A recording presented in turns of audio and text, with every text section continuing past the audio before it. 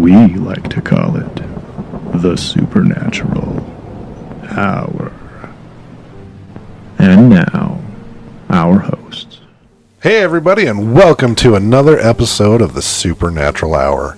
I am Tim, and I am here with Raven. I'm so glad to be back. And Chad. Our topic today, when this event occurred, it kind of was taboo, but we'll get into that a little bit. This case that we're going to be talking about, this is actually an Ed and Lorraine Warren case that involved John Zaffis, who we've actually met, and he's been on the show. He's a really cool guy. And when I was researching this, I knew that it was an Ed and Lorraine Warren one, and I knew that John Zaffis was their nephew, but I didn't realize that he helped with this as well. I sort of remembered that. I know it's been like 2 years almost since we met him. And he's a super nice guy. I believe when he was on our show, or at some point in time, because I did talk to him quite a bit while he was here, he did mention to me that he was involved in that case. And the case is? And the case that we're referring to is, the family is the Snedeker family, I believe. I'm probably not saying that right. But you might know it more as the movie from 2009, The Haunting in Connecticut. And what this case is, so we'll talk a little bit about what the movie is and what it was like, and then we'll talk about kind of what actually happened with the family. So it starts out with the mom and the oldest son driving home from a hospital. They were commuting from New York to Connecticut almost daily. I think it was something like 360 miles round trip. Yeah, because he had a medical issue. He was diagnosed with non-Hodgkin's lymphoma, I believe is what it's called. And so he was actually this is back in 1986. Like I said, back then it was kind of taboo, whereas today everybody just kind of talks about it. It's not a big deal. Sort of. There are some people that, like, if you're in large groups, they won't talk about it. But so the movie's about, it starts out with them coming home from one of these trips to the hospital, and then it gets into where the parents start talking like it's dangerous for the mom to be driving as much as she is, because she's basically like 8 hours round trip driving to and from, because I think they're going from New York to Connecticut and back in a day, and they're doing this like daily. Yeah, and the poor kid's had chemo and is nauseous, and he's in a car sick, and it was miserable. And it's draining on her as well, and she's like, the dad's worried that she's going to fall asleep behind the wheel. So they decide, despite all their financial struggles that they're going through at the time, that they're going to try to find a rental property in Connecticut and move the family closer to the hospital so it's not as taxing on the mom with the long distance driving. So as they're determining this, and they decide they're going to do this, in the movie she happens to be driving past a house that the landlord's outside, and he's nailing a for rent sign up in the street, and she's like, it looks like a really nice house from the outside. I probably can't afford it, but I'm going to ask anyways, what's the going rate? And he's like, you know what, I'll tell you what, if I don't have to finish pounding in this sign, I'll give you the first month's rent free. And she's like, all right, well, I'll think about it. And I think it was a couple days later, they're driving home, and he gets like really sick, so she turns around and goes straight to the property and rents it. She's like, we're taking this. The next day, the rest of the family moves down and joins them there, and that's when, before they moved there, I guess it was the first day, she tells the son, since you're sick and whatever, and we're here, go around the house, find the room that you want, and that will be your bedroom. So he wanders around the house, he finally gets to the basement, and decides that that's where he wants to have his bedroom.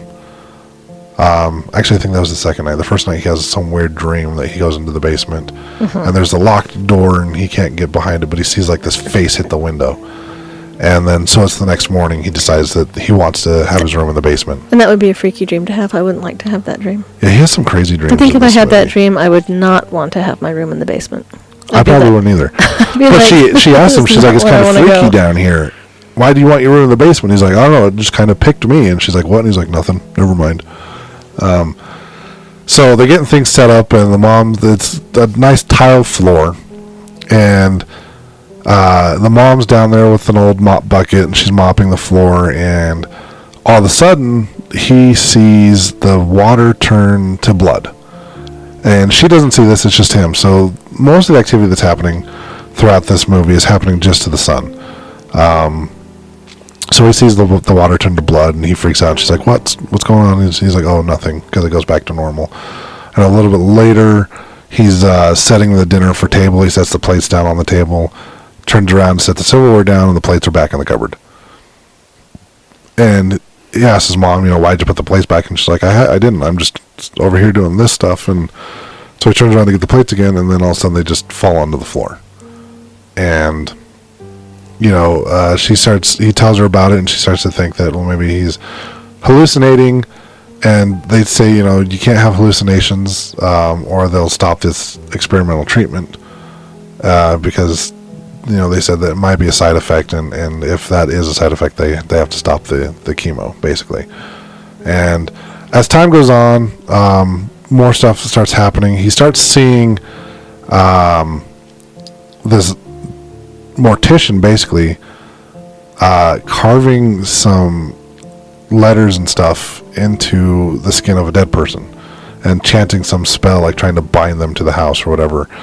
And eventually they're able to kind of get into that room, and they realize that the house used to be a funeral home, and the room that they originally couldn't get into was where they did the embalming and taking care of all the bodies after they had passed. I know at one point they're like playing hide and seek, and the younger brother gets downstairs and he convinces him to climb on this gurney, and then he just starts spinning the gurney and freaking the kid out, and the kid's like yelling and screaming, telling him, the older brother, to stop. And he eventually does. But throughout the whole movie, he keeps having these dreams and visions of this kid, who they eventually find out his name is Jonah. And Jonah actually lived in this house with a mortician whose name was Drumroll. I know. Oh my gosh. The suspense. Ramsey Aiken. And so what Ramsey Aiken supposedly did is he would conduct seances in the house using Jonah as a medium. And he kept seeing all these different like seances and stuff going on. And at one point, like, I guess he's at the hospital, he's like hallucinating and seeing crabs crawl over him. And there's happened to be a priest there at the hospital that realizes, something's going on. So he gives the kid, his name is Matt in the movie, gives him a card and says, if you ever need anything, give me a call. And we told him to ask the spirits what they wanted. I know that at one point, he asks the spirits what he wants, and everyone comes home later to find out that Matt's actually, he's got all the chairs like stacked up weird on a table in the living room, and he's curled up on the floor, and his fingers are all bloody, and there's scratch marks all over the wall. They start blaming all this weird behavior that Matt's having, because he starts getting aggressive and starts being just kind of different. He's not his normal self, and they start blaming this all on the chemo and the illness that he's going through. I know at one point they find a box of photos that showed Jonah when he was younger, and they actually find a picture of him with like this goop stuff coming out of his mouth that they later explain in the movie as ectoplasm, and it's apparently something that mediums ooze. I thought that was a little weird, because I've never heard of anything like that, but that seems weird. They end up calling him and his cousin, so who's all living in the house is it's the mom, the two brothers and the daughter, and then a cousin. And then the dad would live there on the weekends. He would commute back to New York for work during the week. And in the movie, the dad's an alcoholic, and this comes into play a little bit later. But they decide Matt and his cousin Wendy decide to do some research and find out that, like, yeah, this dude, Aikman guy, was holding seances and whatnot in the house and doing necromancy, basically, is what they said he was doing. And he gets sucked into one of these visions where basically it's like Jonah's inside of him, showing him what's going on. And it's like the last seance that happens in the house, because they found out that like everybody, there was the seance going on, and like Aikman and everybody that was found like burned and dead in the house, and Jonah had just vanished. So they show Matt kind of what had happened, that Jonah was actually, while the seance was going on, this like bright light, all the ectoplasm's coming out of his mouth, this bright light flashes, and it basically just burns everybody. And it tells Aikman's still alive long enough to tell Jonah, get out of the house because they're coming after you next. Jonah tries running, gets into the dumbwaiter, and ends up in the basement, where he gets locked into the crematory, and the spirits like trap him inside and burn him alive, which is why no one found him. So they actually call the priest to come over, and he's checking things out. He's able to find the remains and removes them from the house because he thinks that it's this Jonah spirit that's causing all the problems. And one of the things that they mentioned in the movie is apparently there was like, when they were building the freeway to this town, there was a cemetery, and they uprooted some of the caskets, and inside of them were just sandbags. There was no people in them. And I know at some point in time it would flash through like some of the visions, it would show them filling some of the coffins with sandbags inside the mortuary, and come to find out there's no bodies in these coffins. It was just sandbags. And so the priest at one point like mentions that he thinks that this doctor was doing all this, the funeral director was doing all this, and he's in the box as well. With the pictures, they found eyelids that were cut off of the bodies. Ew. And the priest thinks that he was doing that because he was making all of these bodies that he basically had stole. He was cutting their eyelids off to make them watchers of the house to make sure that nothing bad would happen in the house. So he removes the spirit of Jonah, and after that happens, Matt actually wakes up from a nap, and he's got all the engravings, the carvings carved into his skin. So they rush him to the hospital, and while he's at the hospital, the same time as the priest is like driving away, they both have like a vision of what actually was going on.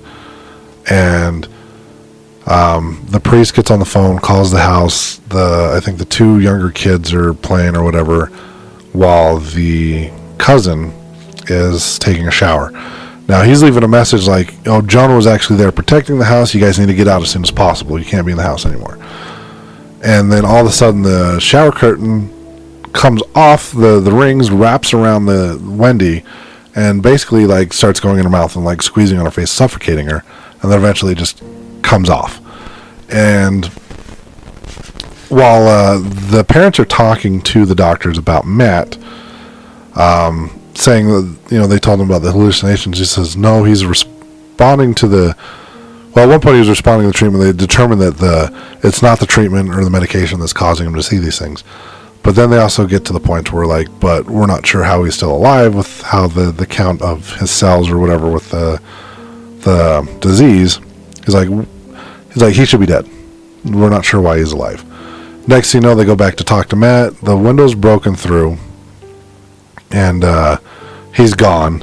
Meanwhile, the other patient, he's sitting there quoting this crazy poem, and I'll have to jot it down and put it on Facebook because I don't remember it right now. It talked about two dead boys standing up to fight, and they faced each other with their backs together or something like that. I've heard this poem before.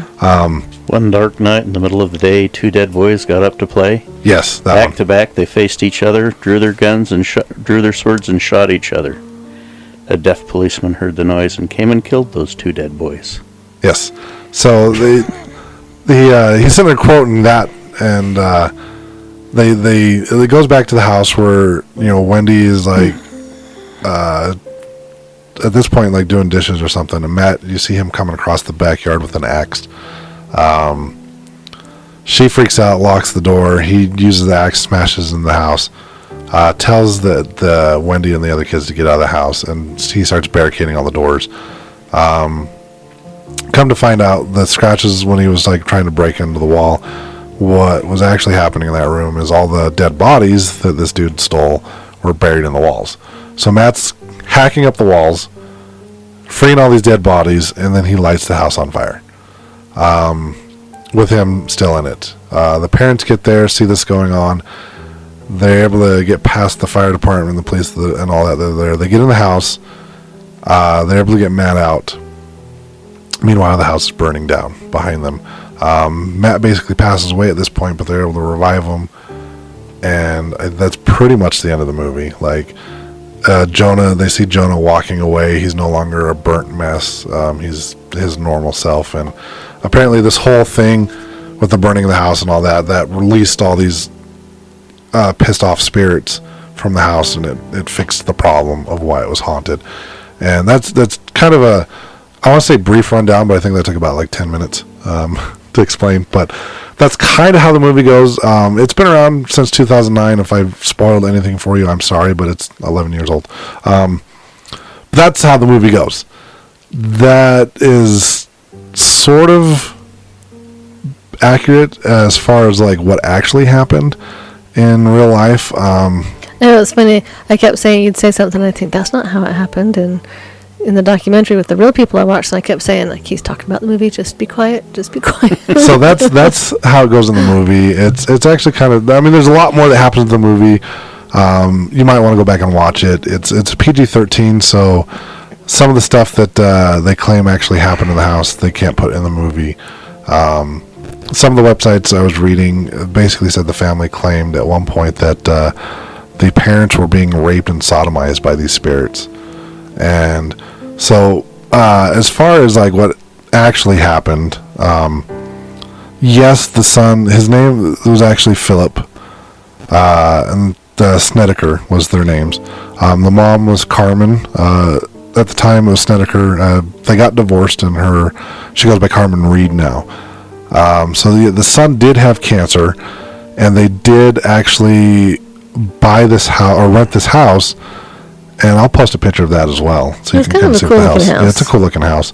And in the documentary that we watched, they laid out, exactly how the mortuary was laid out, and what rooms that they did the embalmings in, and where the bodies were stored. I mean, it was really cool. Little lift to bring the caskets and the bodies up to the display in the main floor, and so they did move to this house. Now the movie was based on a book that was written by a gentleman of the name, I believe it was Ray Garton, and his book was called In a Dark Place, The Story of a True Haunting. Right. Now, you can't really find that book anymore. It's out of print for mainly the controversy that this book brought on. Yeah, and Carmen was not happy with the way the book was written. She felt it was very misrepresented. So starting with the book, this Ray guy had been quoted as saying that it's 100% fictitious, that everything that was in the book was made up, and that nothing really happened. He said that the family, when he was getting their stories, they all seemed confused, and that their stories differed from person to person and from day to day, that the stories weren't consistent. And so I guess he was supposedly hired by Ed and Lorraine Warren, who asked him to write this book, and he called Ed and said, I've got nothing, like this family, they're so spotty on their story. And reportedly from this guy had said that Ed had actually said, the family's crazy, there's not really anything going on, just use what you can to make up the rest and make it scary. This is what the author said. In this documentary that we watched, it's called The Real, oh Jesus, I can't remember. I know it's on the Blu-ray, and it's also on YouTube. But in this documentary, they interview Lorraine Warren, they interview John Zaffis, they have Carmen's in it, and there was actually two cousins. So the whole family, there was the two cousins that lived with them. They were basically like live-in babysitters, and then there was the three boys and a girl, and then the parents. The name of the documentary is called The Fear's Real, Reinvestigating the Haunting in Connecticut. It's about a half an hour long, and it's actually a good documentary. It's kind of fun to, or not fun, but it's interesting to see the family's perspective on what happened to them. And they actually refute the book and say, like Deanne said, there's They were upset about the book and they didn't like it. They didn't give her any editorial rights on the book. They didn't take out anything that she wanted them to take out. They just did whatever they wanted. Right. And then I did find it interesting that they interviewed John Zappis, and John Zappis said that doesn't sound like something my uncle would say or do. You know, he and my aunt, you know, took what they did very seriously, and they wouldn't have concocted, you know, a story just for the sake of a story. They dealt with enough real life stuff. They didn't need to make up stuff. No, and you know, and they did mention, and this is all towards the end of the documentary, but Carmen got upset and kind of distanced herself from the Warrens and everybody else after this whole thing was over. They moved to a different state.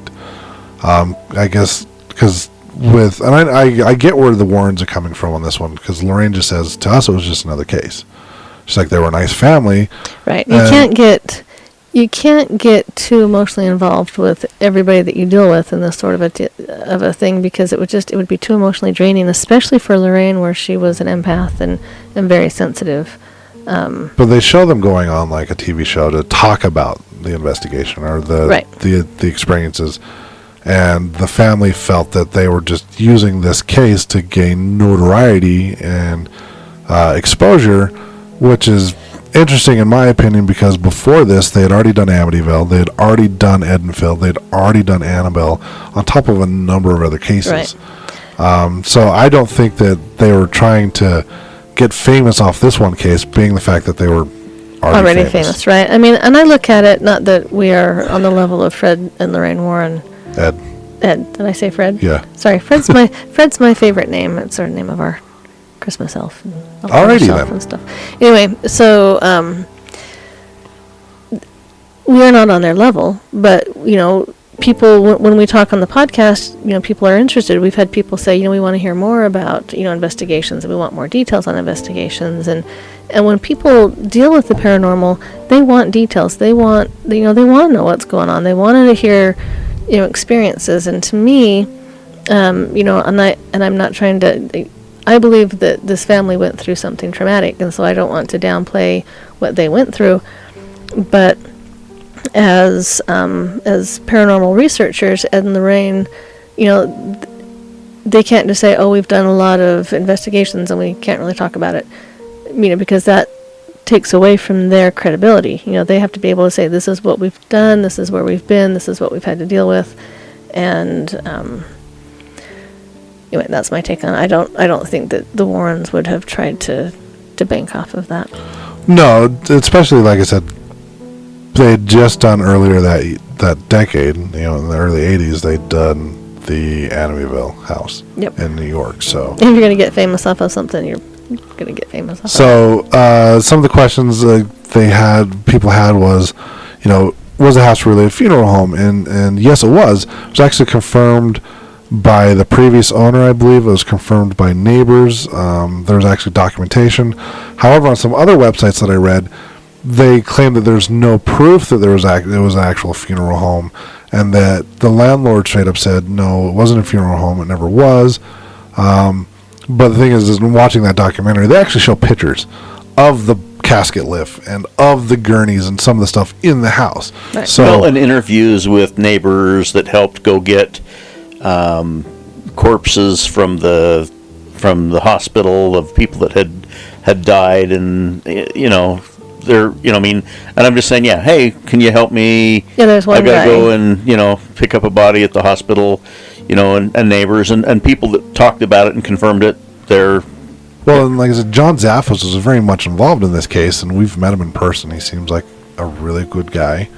I don't have any reason to doubt anything that he's done. He also confirmed that it was a funeral home. I mean, the kids they go into great detail about the room and how they slept in a room that used to be a display for caskets, where people would come and pick out the casket that they were going to bury their loved ones in.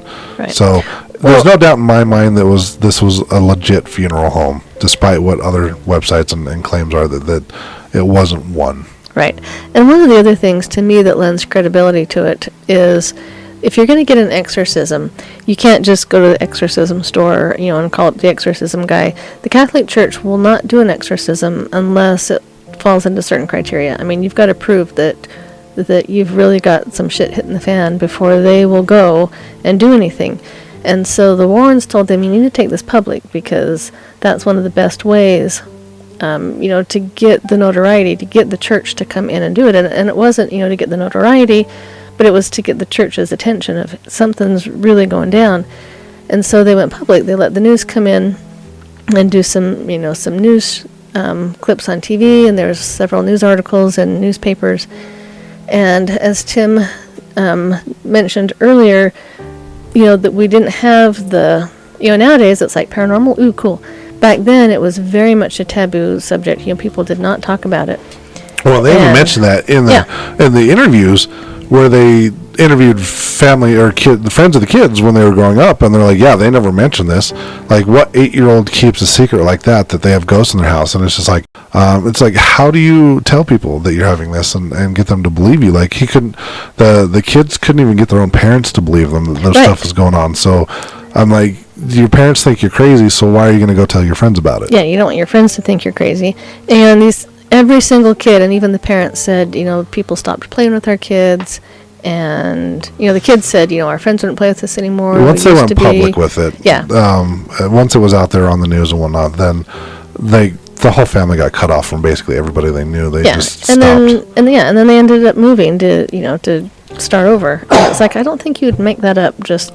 They did have one friend mention how one of the cousins went over to their house to hang out, and the dad of the friend was just like, I hope you didn't bring any of your ghosts with you.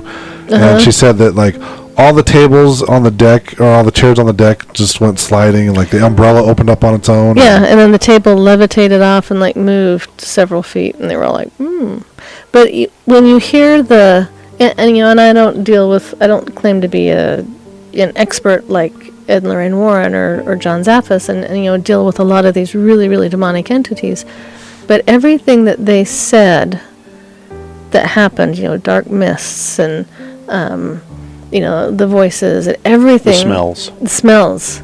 It's like, yep. For, the things I've read and the minorish things that we've dealt with, everything fell in line with things that you and I have dealt with, the three of us have dealt with on investigations here, to a lesser degree, of course. But my gut feel is, my take on the actual live documentary was, yes, it did happen. Are there some details that might be skewed because of fear and time and, even, mediums? We can take 3 mediums into a room and they're going to see things differently. I think this family may have been a little more sensitive than most people, and they probably experienced everything just a little differently, saw things a little differently. I think that they kind of looked to the Warrens as mentors, and I think that they wanted a more emotional attachment to them, where to the Warrens it was a business deal. So I think there were some misunderstandings going on there. And there was some speculation on whether or not the family knew if it was a funeral home before they moved in, and it all depends on who you're talking to, because the landlord claims that he notified Carmen that it was a funeral home at one point. I guess the house was built like in the 20s, maybe earlier, and it was a funeral home for decades. And according to Carmen, they didn't know it was a funeral home until after they had moved in. I guess there was a wall of like stuff in the basement, and when they started cleaning up, that's when they found the gurneys and the embalming equipment and tools and stuff like that, and found that it was a funeral home. At that point, when she says that they approached the landlord about it, and basically was told that if they were to leave, if they were to back out of the deal, they would lose their deposit and their first month's rent. So, like in the movie, the guy says he'll give them free rent. That didn't actually happen. After they moved in, that's when, like I said, the stuff started occurring. But it wasn't just, the movie shows it focusing mainly on the son, but it was actually happening to everybody in the family. Yeah. So, I mean, from what I heard, it seems like it was mostly happening to the son and the mom. Yeah. So the mom did actually, she did see the water that she was mopping with turn to blood. And she said she had called over, there was a contractor, somebody there doing some work on some crown molding, and asked her to come over and look at it. And she said the worker looked at it, got kind of close and then just got up and left without saying anything and never came Never back. came back. You want to know what I would do? If I owned a building that used to be a mortuary and I was going to rent it out to people, I'm not going to leave all that crap in the basement. I'm going to clean that stuff out, take it to the dump, or sell it to a mortuary museum or something. I don't know, but I'm not going to just leave it there for my tenants to find and go, what the heck? Yeah, my grandfather had a building down in Provo in a store that I used to work in when I was really young, 12, 13 years old. And it was actually, had been a mortuary previously to a reconstruction around the building. The original building had been there, and they'd done the construction around the building. But I remember as a kid, and even up into I lived in an apartment above the building into my 20s, going down in the basement, and yeah, it was kind of interesting. So, my take on mortuaries, and I've been in several mortuaries. I'm a bagpiper. We actually practice in a chain of mortuaries. And I think just a mortuary in and of itself is going to have spirits. But I think for the most part, they're going to be those that cross over. And, I've heard morticians tell stories about stuff that happens in mortuaries. But the thing that I think is a little different in this case is the older son, what was his name again? Mike? Philip? Philip. As he said at one point, I can't remember if he said he doesn't remember if it was a voice or if the thought came to his head, but somehow he heard a voice say, "You don't know what they did to us here." That was John Zaffis actually heard that. Oh, was it John that heard that? It was when John was Okay. investigating. It was That's he saw a dark mist or mass at the top Coming of the down the stairs. coming down the stairs. And I remember him telling this that. I don't know if it was on the episode that he was on, but I remember him mentioning that. He saw the dark mass, and then in the documentary he mentions that he heard that voice, and he claims in the documentary that he doesn't know if he heard it in his head or if he actually heard it out loud. He still Right. doesn't know to this day, but he did hear, "You don't know what we've been through." Right. And so that tells me that it wasn't just let's take Grandma who passed and have her embalmed and have a service and a graveside and and now we're sad and we'll move on. I think there was some hinky stuff going on. There probably was, and that's a little bit farther down on the list. But just kind of cover some of the things that happened in the movie that did actually happen, like the dishes putting themselves away. It happened to the mom, apparently. It didn't happen to the son. So they were both having, the mom and the son were having, visions and stuff, and they didn't ever think it was, a side effect of the chemo. They just thought, Philip did start becoming more angry and more aggressive. There was a time where they were playing hide and seek, and one of the sons, I believe his name was Bradley, decided to hide on the gurney, and he covered himself with a sheet. And then Matt found him and started spinning him around. So that did actually happen. The seeing things wasn't a side effect of the chemo. They didn't ever think that, but she did think that Matt was having, or not Matt, his real name was Philip. Carmen thought Philip was having some mental issues, so she did actually lock him into an asylum. They put him in a mental institute for, I think, 45 days. As far as, we've mentioned that the kids did actually sleep in the basement where the coffin displays were. When it gets to the whole Jonah thing and Aikman and all the seances and stuff, totally false. That stuff was just made up to explain where the spirits had come from. They do that in movies. It's I don't know why they need to explain why things are there instead of just saying, okay, they're there. They did find pictures in the house, and they did get rid of those photos. There were no eyelids, obviously, because that part of it didn't actually happen. That's gross anyway. They never met the preacher in a hospital. That was all made up as well. What happened was I think the Carmen was talking to someone about it, and they had a newspaper clipping that had the Warrens' information on it, and they called Ed and Lorraine Warren, and they're like, yeah, we'll be there tomorrow. So then the Warrens came and investigated the home. And if those are of you that are unaware, the Warrens lived in Connecticut.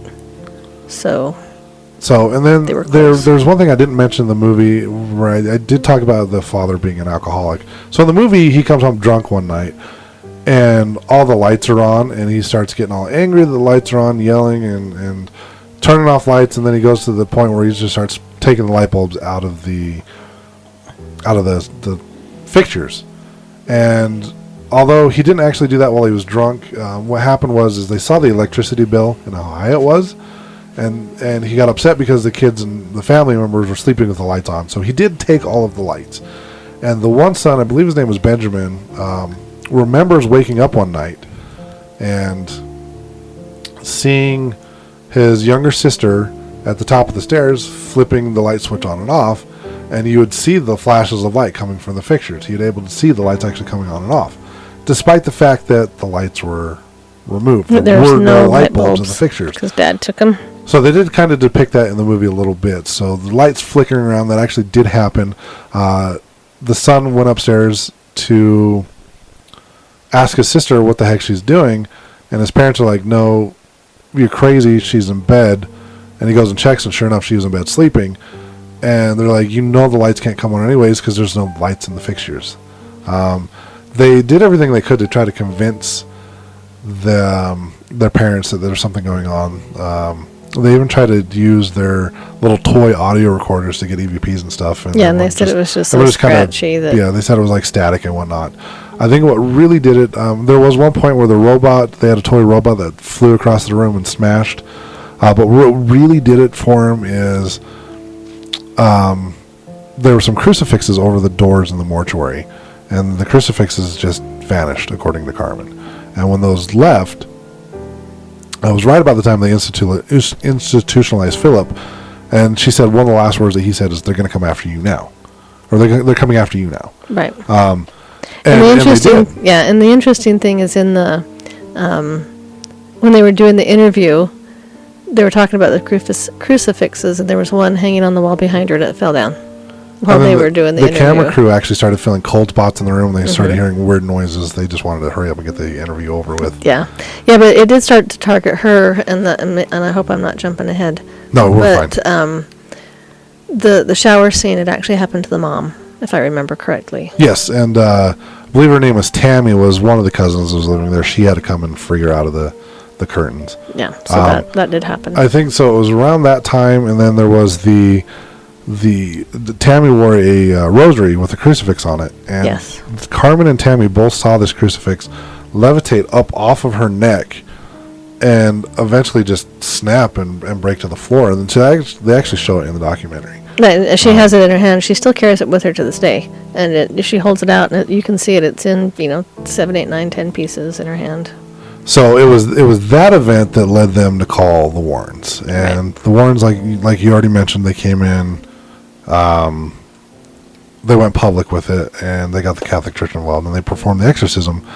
And they talk about it briefly about some of the stuff that the relics and stuff they put in the house, and they conducted the exorcism. And when it was over, she said it was kind of like what we feel when we're in a house. It was like a 180 change.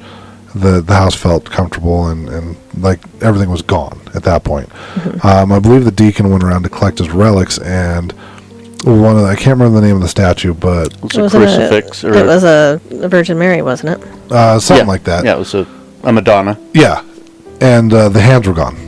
The hands were missing, and the deacon refused to take it. So she held on to it for a long time before eventually giving it to John Zaffis to put in his museum. Yeah, and in the documentary it shows it. It's funny because you go down into his museum, and he's got everything, with salt around it and glass cases around it to keep spirits contained. And he takes the glass case, and she reaches over and picks it up. I'm like, I would not touch anything Yeah, I in wouldn't this either. museum. I'm sorry. So, as far as the burning of the house down, like it goes in the movie, that never happened. Philip did beat the cancer and went on to live his life, had 4 children, I believe. At the time the documentary was filmed, he was still alive. But this was in 2009. He ended up dying in 2012. The cancer came back and eventually got him and killed him. But, yeah, I think that they did experience the things that they went through. Maybe not to the extent that you see on the documentaries or the shows. They just, over time you might want to, you get so used to telling a story that Things embellished things slowly. get a little bit embellished, and because it's people enjoy hearing the stories. I don't know if that's what they're doing or not, but they were accused of it because, like I said, with the Amityville case coming out recently or before that, and the movies that were made and the books that were written, people claimed that this family was doing the same thing the Lutz family did, and they were just trying to get rich off of their quote-unquote experience, because people didn't believe that they actually had anything going on.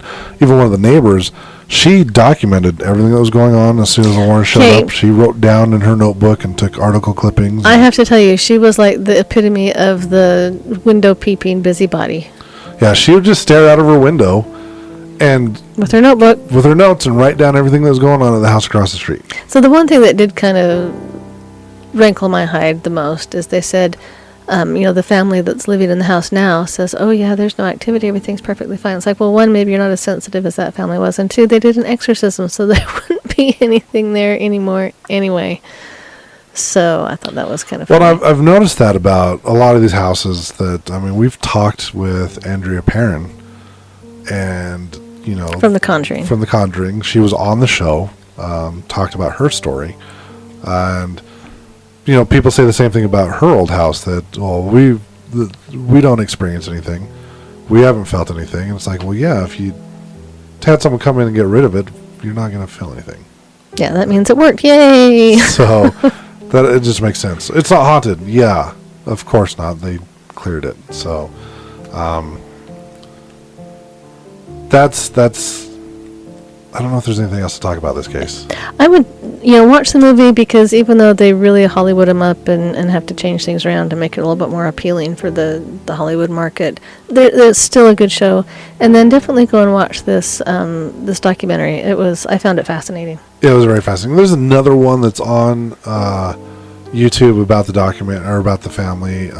It was made by the Discovery Channel. It's like 2 hours long, but it's more of a reenactment thing than an actual interviews, an actual documentary. And it just, to me, it seemed a little hokey. It's like a docudrama. I only made it about 10 minutes into the show before I was like, I can't watch this. But yeah, they, in my opinion, they probably did go through some of the stuff that they said they went through. Usually, when you have stuff like this going on, you don't really make it up. I don't know what kind of person, why would you want to have that national attention on you and your family? That's negative. And That's all this negative yeah. attention. They didn't get any deals or anything signed when the book was written. They didn't get any monetary gain from the book. Yeah, they pretty much moved and just kind of fell into obscurity. So, yeah, that's just my personal opinion. They did go through some stuff. And I read that some people were like, well, if this happened, if this was really going on in the house, why did you live there for 2 years? And I actually had the discussion with a guy at work last night, and it makes sense that, we kind of were talking about people that are a little more well off, that have money, can't understand well, why don't you just pick up and move? And it's not that easy. Even today, it's not easy. You can't just, all right, I'm selling this house, I'm out. Especially if you're thinking it's haunted, who's going to want to come and right, and get then the house from you, And it was the same thing. I asked Andrea Perrin the same question. I'm like, you guys were there for 10 years. And it's just when you've put all of your money, everything you have into this house, you don't really have an option. They were already paying a second mortgage on the house in New York. They were paying rent on this. They were paying for all the medical treatments for the cancer. How do you don't have the money. How do you just up and leave? You don't. Yeah. You just deal with it the best you can. Well, and then in the movie, any movie that I've watched, The Conjuring, Conjuring 2, Annabelle, Amityville Horror, it looks like there's some fantastic thing happening every single minute. And in reality, it's probably every couple of days or, maybe once a week. And they might go, I've read somewhere where they would go for several weeks. And when I say they, I can't remember which one it was, but you'd go for several weeks and everything would seem fine, and then something would happen and it would, and so sometimes too it might be, we We haven't had any activity for a while, so maybe everything's okay. And then, Well, like I said, when the one cousin went over to the friend's house and they had the activity there, she also mentioned like going to the movies and the activity there. So it's not like they could have just up and moved. They were even straight up told, I believe, by the Warrens, like, if you moved, it's just going to follow you. right. So, and it's entirely possible, once an entity or something like that attaches to you, just because you moved doesn't mean it's not going to follow you. Like, oh. Yeah, it kind of depends on if it's attached to the property or if it decides to attach to you, and you can't risk it. You might as well just take care of it before you move on. But yeah, definitely, like, I don't feel we're doing this all the justice that we could, but I mean, we're giving you as much information that we can in the short little time that we have. I just remembered something about the case. Oh. Which one? We've talked about like The- 5. The The Snedekers? the Snedekers, because I was just kind of rereading over my notes and I missed this. But they actually determined or came to a conclusion as to why all this activity was happening, and they said that there was possibly some the necromancy thing. They actually did think possibly happened, but they also thought there was some necrophilia going on as well at some point in time, and that's why these spirits were all pissed off, because their bodies were basically being defiled. There are some former employees of the funeral home that is like, that's not possible, there's no way. So whether or not that actually occurred, I don't know, but like I said, I still believe that there was activity. I just don't know what or why. Right. All right, everybody, thanks for listening, and I hope you really enjoyed this episode, and we'll have more coming to you in the future. We will see you later. See ya. You've been listening to the Supernatural Hour at AdvancedParanormal.com. The Supernatural Hour is part of the Radio Ronin network, found at RadioRonin.com. Copyright 2021 by Advanced Paranormal Services.